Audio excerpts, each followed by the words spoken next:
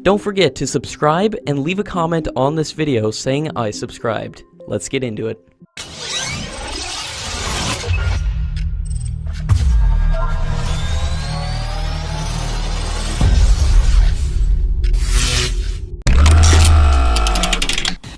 According to the information provided by the debriefed 12 Indian pilots, after their encounter with Pakistani jets near the line of control, it is known that the Pakistani pilots desperately wanted to shoot down Indian Air Force's frontline Su-30, and they chose to ignore the two MiG-21 fighter jets which was much closer to them. 4 Su-30 fighter jets were scrambled, but were ordered to take up defensive positions to guard key military installations, and were not directly involved in the dogfight with Pakistani jets. After the F-16 pilots saw that the Su-30 have taken a defensive position, they fired the first AMRAAM missile against Su-30 while it was 50 to 60 kilometers away, and it could be seen as a provocation to Su-30 pilots to engage in a dogfight or come closer to the line of control, where an ambush was already set up by other F-16 jets in the area. The active countermeasures adopted by Su-30 pilots ensured that it survived the first AMRAAM pretty easily, and the other two AMRAAMs were also jammed by the Su-30. The Pakistani F-16 pilots were so obsessed with Su-30 that they ignored the pair of MiG-21, and the Indian wing commander in his MiG-21 spotted the Pakistani F-16 within visual range and fired the R-73 missile, which worked perfectly and was able to pick up heat signature of the F-16 jet due to cold temperature of air at high altitude, and the F-16 was finally shot down by MiG-21. Adding a significant boost to the Navy's underwater domain capability, India has signed a $3 billion deal with Russia to lease a nuclear-powered submarine for the Indian Navy for a period of 10 years.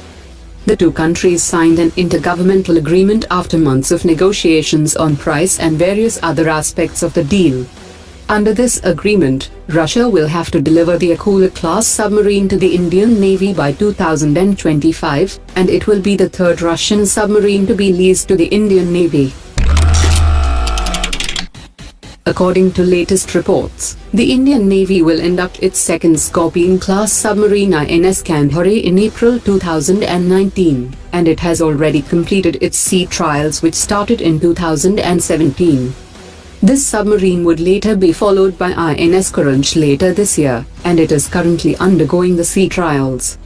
The Indian Navy hopes to induct all the 6 diesel-electric submarines by 2020, and 6 more advanced submarines are also to be built under Project P-75I, which will significantly scale up the Navy's undersea capabilities. The Indian Army Chief has directed the Army personnel deployed along the border with Pakistan to remain prepared for all eventualities in close coordination with the Indian Air Force. He issued the direction after visiting the forward locations along the line of control and international border, and several border posts in Rajasthan.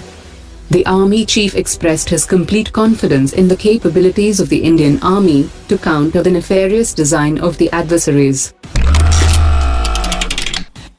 In a major move, the Indian Defence Ministry has approved the first batch of reforms in the Indian Army, which include relocation of 229 officers from the Army headquarters to forward locations along the borders with China and Pakistan. Creation of a new post of Deputy Chief for Military Operations and Strategic Planning, and setting up new wings for vigilance and human rights issues.